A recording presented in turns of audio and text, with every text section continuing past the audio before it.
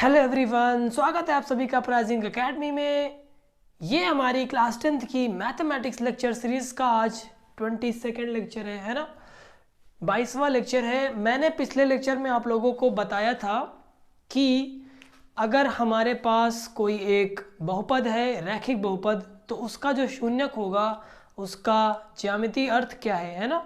हम किसी बहुपद px जो ax प्लस बी टाइप का है ना, जहाँ पे a नॉन ज़ीरो है, इसके शून्यक का ज्यामितीय अर्थ क्या होगा ये देखा था हमने। ज्यामितीय अर्थ क्या था, मतलब कि हम ग्राफ इस बहुपद का बनाएं तो हमें कैसे पता चलेगा कि इस बहुपद का जो शून्यक है वो कहाँ मिल रहा है। तो मैंने बताया था आपको कि अगर हम इस बहुपद का ग्राफ खींचेंगे तो स्ट्रेट लाइन आएगी, है ना, एक सीधी रेखा, है ना। अब वो सीधी रेखा एक्स अक्ष को जिस जगह काटती है वो क्या रहता था, शून्यक रहता था, है ना। ये हमने पिछले लेक्चर में सीखा था। ओके, अब हम लोग देखने वाले हैं रैखिक से हम आगे बढ़ेंगे द्विघात। अब हमें देखना है कि किसी द्विघात बहुपद के जो शून्यक होते हैं, मैंने बताया था ना द्विघात में दो शून्यक होते हैं, x की जितनी घात उतने शून्यक। ओके, द्विघात के जो शून्यक होते हैं उनका जो ज्यामितीय अर्थ, ज्योमेट्रिक मीनिंग है वो क्या होगा, अब हम लोग इस लेक्चर में ये देखने वाले हैं, है ना। तो आइए हम लोग उस टॉपिक पे सीधे चलते हैं बिना किसी देरी के। Okay, geometrical meaning of zeros of a quadratic polynomial. Okay, चलो इसको देखते हैं कि है क्या ये चीज़। सबसे पहले हम लोग एक पॉलिनोमियल ले लेते हैं क्वाड्रेटिक, माना पी एक्स बराबर, जनरल फॉर्म क्या होगा, a x square plus b x plus c, जहाँ ए जीरो के बराबर नहीं है ना। किसी भी द्विघात बहुपद को इस तरह से दर्शाते हैं, अगर ए बी सी का मान बदला जाए तो पॉलिनोमियल बदल जाएगा बार बार। ओके, एक द्विघात बहुपद है ना,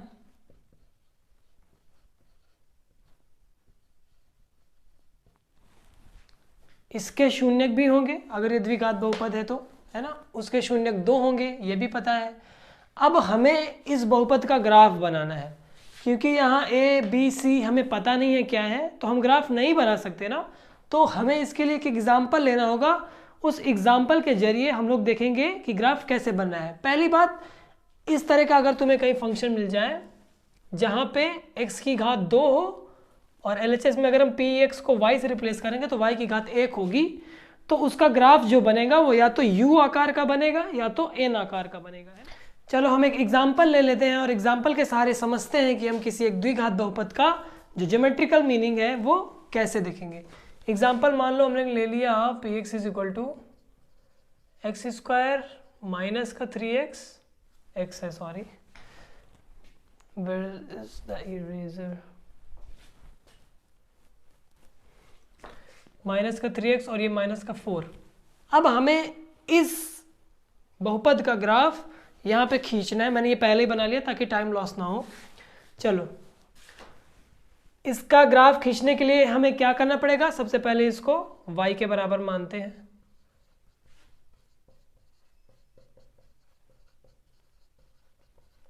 ओके, अब x की अलग अलग वैल्यूज रखते जाएंगे इसमें, और जो भी y का मान आ रहा है उस बिंदु पर उसके लिए एक सारणी बना लेते हैं, है ना। ऐसे मैं थोड़ा और बीच में बनाता हूँ, चलो यही रहते हैं, ऐसे बना लेते हैं, क्या आ जाएगा। यहाँ पे अपना x है, यहाँ पे y है, 1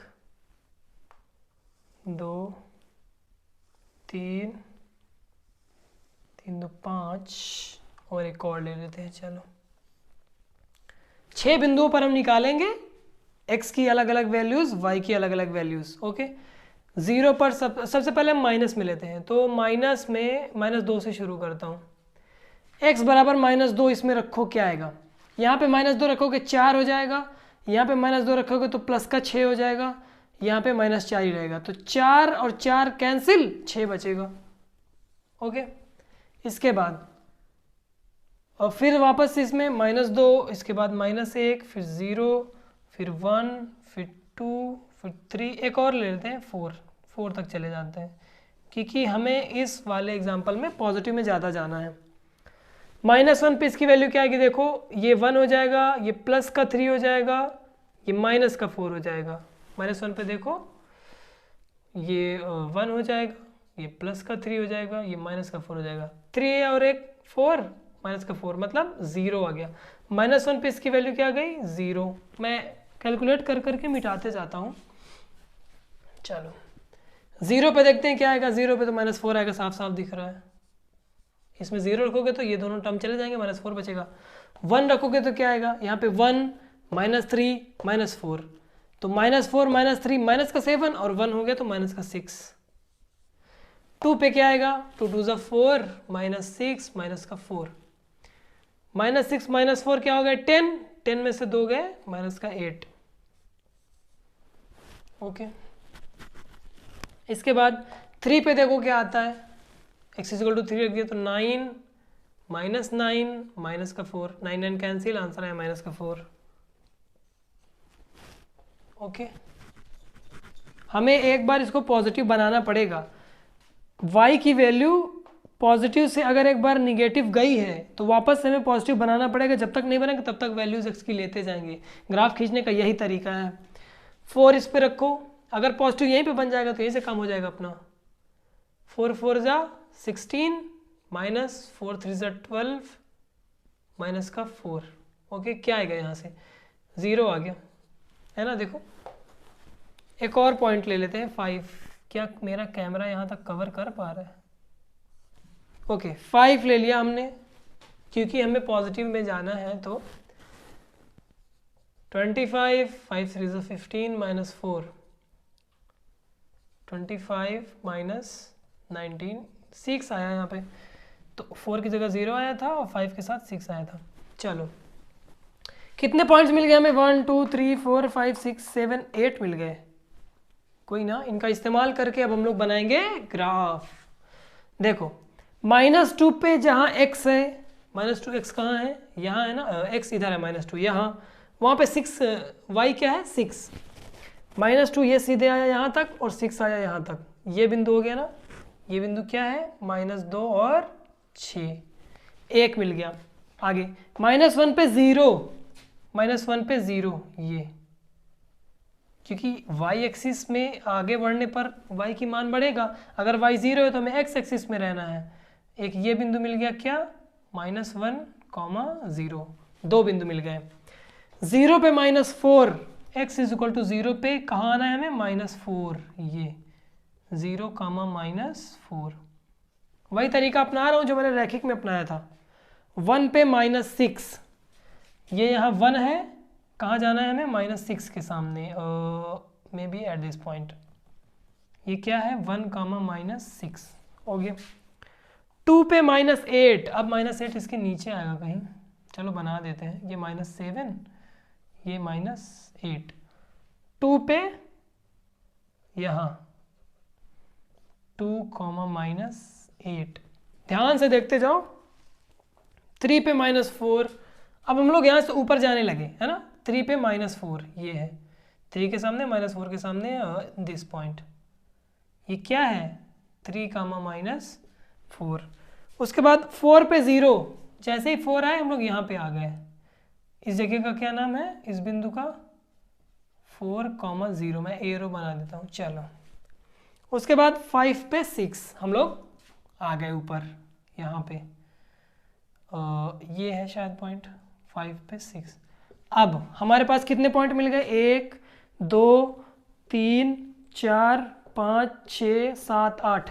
अब हमें पेंसिल से या पेन से इन सभी बिंदुओं को ऐसे मिलाते चले जाना है। जिस तरह से हम आगे बढ़े हैं ना उस तरह से आगे बढ़ेंगे और यहाँ से वापस लौट जाएंगे। चलो हम ये एकदम सीधी रेखा की तरह बनाना है, मतलब टेढ़ा नहीं बनाना। देखो मेरा पहले ही टेढ़ा बन गया।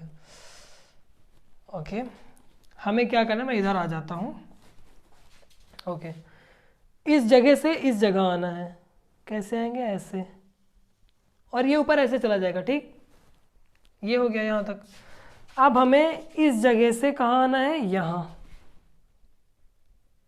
ऐसे आएगा यहाँ, ये, फिर इस जगह से इस बिंदु पे आना है, ऐसे, इस बिंदु से यहाँ आना है, ये एकदम टॉप वाला पॉइंट है। अब इसके आगे ग्राफ नहीं जाएगा और यहाँ से वापस मुड़ेगा। अब तुमको क्या करना है, यहाँ पे ऐसे नहीं टर्न लेना है, ये नोक नहीं निकलनी चाहिए, ऐसे टर्न लेना है ना। तो हम अपने ग्राफ को ऐसे मुड़ाएंगे, फिर इस बिंदु पर आया, फिर इस बिंदु पर आया, फिर इस बिंदु पर आया और ऐसे निकल गया। तो ये थोड़ा ऊट पटांग बन गया है, क्योंकि तुम लोग पेंसिल से बनाओगे, तुम्हारे पास इरेजर रहेगा, तुम्हारे पास पेंसिल रहेगी, तो तुम अपने हिसाब से इसको बना सकते हो। मेरे कहने का मतलब ये है कि ग्राफ इस तरह बनेगा। मेरी ड्राइंग अच्छी नहीं है, ओके। ऐसे ग्राफ बन गया। ये ग्राफ किस चीज़ का है, x square minus 3x minus 4 का, y बराबर x square minus 3x minus 4। अब इस ग्राफ को देखते ही तुम लोग बता सकते हो कि शून्यक कहाँ कहाँ है। मैंने क्या बोला था कि शून्यक वहाँ मिलेगा जहाँ पे ग्राफ हमारा एक्स एक्सिस को कट करता है। तो कहाँ पे कट कर रहा है, एक बिंदु ये यहाँ, एक बिंदु ये यहाँ, है ना। हमारा ग्राफ इन दो बिंदुओं पे कट कर रहा है, तो यही दोनों शून्यक होंगे। एक अपना ये बिंदु और एक ये बिंदु, है ना। देखो शून्यक क्या क्या है, -1 और 4। -1 पे भी ग्राफ की वैल्यू 0 आ रही है, 4 पे भी ग्राफ की वैल्यू 0 आ रही है। तो ग्राफ में हमने देख लिया शून्यक क्या क्या है। एक शून्यक हो गया -1, दूसरा शून्यक हो गया 4। ये बात तुम इस टेबल से भी देख सकते हो। y की वैल्यू कहाँ कहाँ 0 हुई, 4 पे 0 हुई, -1 पे 0 हुई ना। तो किसी भी बहुपद जो द्विघात है उसका शून्यक हमें ग्राफ से कैसे पता चलेगा। इस द्विघात समीकरण बहुपद का हम लोग बनाएंगे पहले ग्राफ, और वो ग्राफ एक्स एक्सिस को जहाँ कट करता है वो उसका क्या हो गया, शून्यक।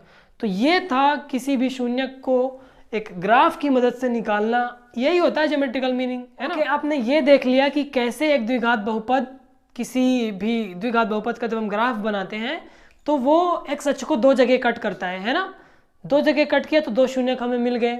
अब हम लोग ये देखने वाले हैं, क्योंकि द्विघात बहुपद जो है उसमें सिर्फ एक ही पॉसिबिलिटी नहीं होती। हमने देखा था एक एग्जाम्पल जिसमें या तो क्या बोलते हैं, हमने 3-4 एग्जाम्पल देखे थे। कुछ एग्जाम्पल्स में हमें दोनों जो जीरोज हैं, दोनों जो शून्यक वो अलग अलग मिल जा रहे थे। एक एग्जाम्पल ऐसा था जिसमें दोनों शून्यक सेम थे, है ना, जहाँ पे बहुपद क्या बन रहा था, पूर्ण वर्ग, वहाँ पे दोनों शून्यक सेम आ गए थे। तो हमें द्विघात बहुपद से रिलेटेड 4 इंपॉर्टेंट चीज़ें देखनी है जो ज्योमेट्रिकल मीनिंग से रिलेटेड है। तो वो स्थितियाँ क्या क्या है मैं देखता हूँ, आप लोगों को बता देते हैं। स्थिति फर्स्ट क्या है, मैंने आपको बताया कि द्विघात बहुपद का ग्राफ या तो U आकार का बनेगा या तो N आकार का बनेगा, है ना। द्विघात बहुपद का आकार ग्राफ इस तरह का बनेगा। अब U और N बन गया तो वो एक्स एक्सिस को काटेगा या नहीं काटेगा, ये गारंटी कब होगी, तो ये हम लोगों को देखना है।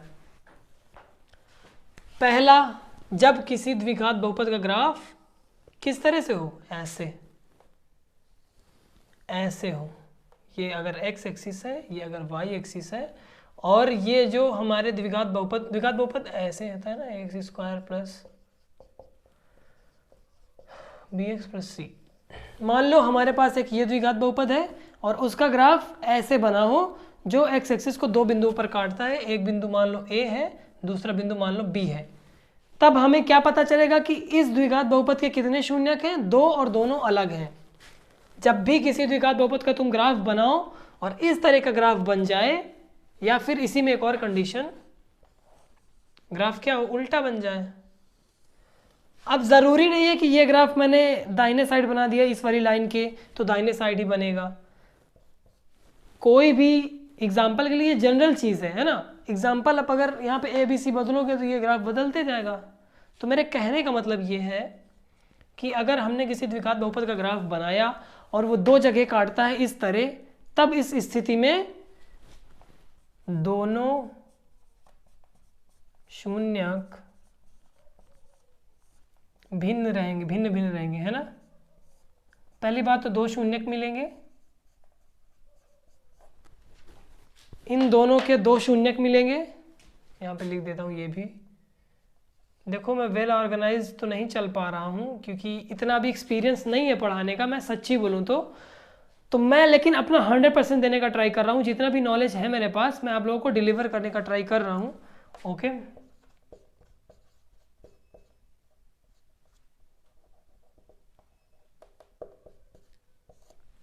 अगर हमारा ग्राफ दो जगह कट करता है तो दो शून्यक मिलेंगे पहली बात, और दोनों शून्यक क्या रहेंगे, भिन्न भिन्न रहेंगे। ये हो गई स्थिति 1।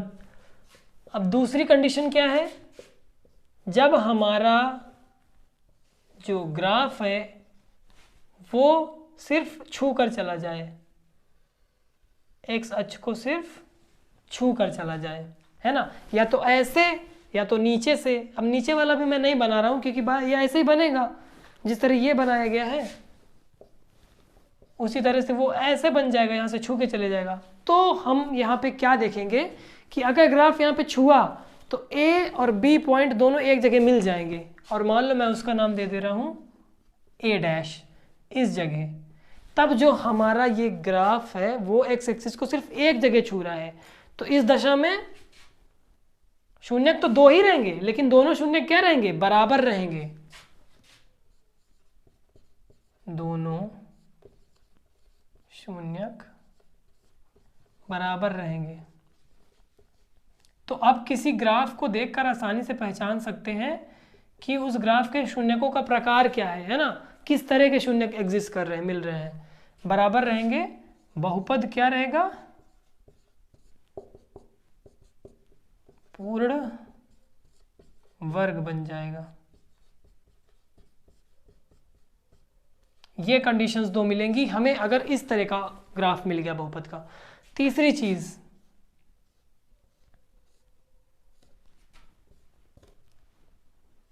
तीसरी कंडीशन ये हो सकती है कि जो हमारे बहुपद का ग्राफ हो वो छुए ही ना तो छुए ना तो कट करे, ऊपर से ही निकल जाए ऐसे ऐसे। तो बताओ, अगर हमें अभी तक पता था कि किसी बहुपद का शून्यक तब मिलेगा जब वो एक्स अक्ष को काटेगा, है ना, यहाँ भी काट रहा है यहाँ भी काट रहा है, लेकिन अगर उसने नहीं काटा तो क्या शून्यक मिलेंगे, नहीं मिलेंगे। यहाँ पे बात आती है अवास्तविक संख्याओं की, है ना, यहीं से अवास्तविक संख्याओं का जो क्या बोलते हैं कॉन्सेप्ट होता है वो शुरू हो जाता है। ओके, तो यहाँ पे शून्यक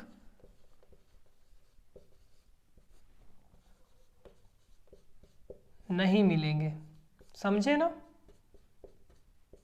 चलो, ये सारी चीजें थी जो आपको समझनी थी किसी एक द्विघात बहुपद के ज्यामितीय अर्थ में। तो आई होप आप लोगों को ये समझ आ गया होगा। अब हम लोग चलते हैं अपने नेक्स्ट टॉपिक पे, जो कि वही वाला टॉपिक है किसी बहुपद का शून्यांकों और गुणांकों में संबंध, है ना, जो हमने देखा था। तो उसी पे हम लोग सीधे चलते हैं, इस चीज़ को यहीं तक पढ़ना था। चलो हम लोग वापस से वहीं चलते हैं जहाँ पे हमने इसको छोड़ा था। हमने क्या देखा था कि अगर कोई बहुपद है और उसके शून्यांकों का योग हम निकालें तो वो किसके बराबर आएगा, x के गुणांक का माइनस बटे एक्स स्क्वायर का गुणांक, है ना, और शून्यांकों का गुणनफल क्या आएगा, अचर पद बटे एक्स स्क्वायर का गुणांक। अगर बहुपद है, पॉलिनोमियल है, a x square plus b x plus c, जहाँ पे ए 0 के बराबर नहीं है, तथा शून्यक क्या क्या थे, x बराबर अल्फा कामा x बराबर बीटा। तो अल्फा प्लस बीटा क्या आएगा, माइनस बी बटे ए, और अल्फा गुणे बीटा क्या आएगा, सी बटे ए, है ना। ये चीज़ हमने देखी थी। अब हम लोग इसके आगे चलेंगे। पहले मैं एक एग्जांपल ले लेता हूँ। एग्जांपल में हम लोग को शून्यक निकाल के ये सेटिस्फाई करवानी है कंडीशन। ओके, जो एग्जांपल हमने लिया है वो ये है कि बहुपद पी एक्स बराबर 2x स्क्वायर, ये प्लस है यहाँ पे क्या बना हुआ है, ओके, प्लस 2 के शून्यक ज्ञात कीजिए तथा गुणांकों से संबंध सिद्ध कीजिए। मतलब वही जो हमें करना है, ये अल्फा प्लस बीटा बराबर माइनस बी बाई ए और अल्फा इंटू बीटा बराबर सी बाई ए ज्ञात करना है। ओके, सबसे पहले हम लोगों को इसके शून्य ज्ञात करने हैं। तो आपके पास दो तरीके हैं, या तो आप 5x को अलग अलग स्प्लिट करके कॉमन लेके गुणनखंड करके कर सकते हो, या फिर आप लोग वही फॉर्मूला अप्लाई कर सकते हो, क्या, x बराबर minus b plus square root of b square minus 4/2a और x बराबर minus b minus square root of b square minus 4/2a। तो मैं आप लोगों से ये आशा करूंगा कि आप लोग पहले इसको स्प्लिट करके करें, क्योंकि वो वाला तो बहुत ईजी है, कुछ ही स्टेप्स में आ जाएगा। चलो इसको स्प्लिट करते हैं। अगर हम पहले यहाँ देखो a बराबर क्या आएगा 2, b बराबर 5, c बराबर 2। कैसे आया समझ में आ गया ना। चलो अब हमें शून्यक निकालने के लिए मैं स्पीड बढ़ा रहा हूँ, आप लोग को समझ आ रहा होगा क्यों बढ़ा रहा हूँ, क्योंकि ये सारी चीज़ें रिपीटेटिव हैं, आप लोग पहले ही पढ़ चुके हैं, है ना। तो क्यों फालतू में इनमें टाइम वेस्ट किया जाए। तो ये 2x² प्लस 5x प्लस 2 बराबर 0 आ जाएगा। इसका और इसका गिरा 4x² होगा, इसका और इसका मल्टीप्लिकेशन, है ना, मल्टीप्लाई करोगे तो। अब 5x को ऐसे स्प्लिट करना है कि वो 4x² आ जाए। 2x² प्लस, देखो मैं इसको अगर लिख दूँ 4x² और इसको x² नहीं सॉरी, ये प्लस का 2 बराबर 0, तो क्या नहीं सही है। देखो 4x और x 5x आ गया जोड़ने पे और गुणा करने पे 4x²। चलो कॉमन लो, यहाँ पे क्या कॉमन दिख रहा है 2x ले लिया, x प्लस 2 बचा, प्लस 1 कॉमन ले लिया, x प्लस 2 यहाँ बचा बराबर 0। x प्लस 2 एक ब्रैकेट में आ जाएगा, 2x प्लस 1 दूसरे ब्रैकेट में आ जाएगा। इस तरह से हमने इस बहुपद को गुणनखंड में बदल दिया। अब देखो बदलने के बाद हम बारी बारी से वही करते हैं। x प्लस 2 को 0 रखेंगे एक बार, 2x प्लस 1 को 0 रखेंगे दूसरी बार। तो यहाँ से x बराबर क्या आया -2, इसको मान लो अल्फ़ा। यहाँ से x बराबर क्या आ गया -12, इसको मान लो बीटा। अब हमें अल्फ़ा और बीटा दो शून्यक मिल गए, हमें दिखाना है कि अल्फ़ा प्लस बीटा बराबर ये आना चाहिए, अल्फ़ा इंटू बीटा बराबर ये आना चाहिए। चलो दिखाते हैं। अल्फ़ा प्लस बीटा क्या आएगा, अल्फ़ा प्लस बीटा करोगे तो -2 -12, है ना, -2 ही तो आ रहा है। ओके, -2 -12 ये क्या आएगा, इसका 2 में गुणा होगा तो -4 मतलब -5/2। a तुम्हारा क्या है, देखो a 2 है और b क्या है 5। तो यहाँ पे 5 की जगह हम लोग अगर b लिख दें और 2 की जगह हम लोग a लिख दें तो ये वही तो बन गया ना, अल्फ़ा प्लस बीटा बराबर -b/a। देखो यही तो हमें चाहिए था। या तो आप लोग ऐसे करो, इस समीकरण में दोनों तरफ वैल्यू रख दो अल्फ़ा बीटा ए बी की, तो दोनों समीकरण बराबर आ जाएंगे। या तो आप समीकरण का बायां पक्ष लेके चलो और दायां पक्ष में पहुंच जाओ। देखो मैं लेफ्ट हैंड साइड लेके चला और राइट हैंड साइड में पहुंच गया, है ना। तो this was the first relation. और दूसरा देखो अल्फ़ा इंटू बीटा, अल्फ़ा बराबर -2 बीटा बराबर -12, -2 मल्टीप्लाइड बाई -12 क्या आएगा, -1 से माइनस जब गुणा होगा तो कैंसिल हो जाएगा और 2 से 2 कैंसिल हो गया, तो मतलब अल्फ़ा गुणे बीटा बराबर 1 आ गया। इसी तरह c/a क्या आएगा, देखो अल्फ़ा गुणे बीटा बराबर c/a होता है ना, ये भी 1 आएगा। तो मतलब हम इसको c/a से रिप्लेस कर सकते हैं ना। तो ये वाला प्रूफ हो गया, है ना। एकदम आसानी से आप लोग किसी भी बहुपद के गुणांक निकाल कर उसका इस तरह से जो रिलेशन है वो वेरीफाई कर सकते हैं, है ना। अब हम लोग एक और एग्जांपल लेने वाले हैं जो दूसरे तरह का है। उसमें हमें बहुपदों का योग दिया रहेगा और गुणनफल दिया रहेगा, जिसकी मदद से हमें बहुपद निकालना है ना। चलो अब सीधे नेक्स्ट एग्जांपल पे चलते हैं। ओके, हमारा एग्जांपल क्या कहता है, ऐसे द्विघात बहुपद ज्ञात कीजिए जिसके शून्यकों का योगफल -3 तथा गुणनफल 2 है ना। हमें ऐसा एक पॉलिनोमियल फाइंड करना है, क्वाड्रेटिक पॉलिनोमियल, जिसके जीरोस का जो सम है वो -3 है और जो मल्टीप्लिकेशन है जीरोस का वो 2 है। तो चलो मान लेते हैं, सबसे पहले माना बहुपद, गणित में आधी चीज़ें तो मानने पे टिकी है ना, मानते हो ना। बहुपद के शून्यक अल्फा तथा बीटा है, ये हम लोग मान लेते हैं। क्वेश्चन में क्या दिया हुआ है, योगफल -3 है, तो प्रश्नानुसार अल्फा प्लस बीटा क्या दिया हुआ है -3 और गुणनफल 2 है, अल्फा मल्टीप्लाइड बाई बीटा बराबर क्या है 2। ओके, अब हमें ऐसा बहुपद ढूंढना है जो इन कंडीशंस को सेटिस्फाई करता है। ओके, अगर अल्फा और बीटा किसी बहुपद के क्या है, गुणनखंड है, वो सॉरी जीरोज है, तो बहुपद किस तरह का रहेगा? मैंने बताया था ना आपको, अगर किसी बहुपद के जीरोज अल्फा तथा बीटा हैं तो उस बहुपद के गुणनखंड में x minus alpha x minus beta आएगा ना, तो px होगा k गुणे x minus alpha x minus beta, है ना। पॉलिनोमियल अपना इस तरह का होगा। और अगर हम k को बाहर ही रखते हुए इसको अंदर गुणा करें तो क्या आएगा? X square minus alpha plus beta x plus का अल्फा बीटा। ये ऑलरेडी तुम लोग देख चुके हो जब हम लोग किसी बहुपद के, जब हम लोग इस फॉर्मूले का डेरिवेशन कर रहे थे ना, अल्फा प्लस बीटा बराबर माइनस बी बाई ए और अल्फा गुणे बीटा बराबर सी बाई ए, जब इसको निकाल रहे थे तब हमने ऐसा किया था। ओके, अब तुम्हें यहाँ अल्फा प्लस बीटा भी दिख गया, अल्फा गुणे बीटा भी दिख गया, रख दो।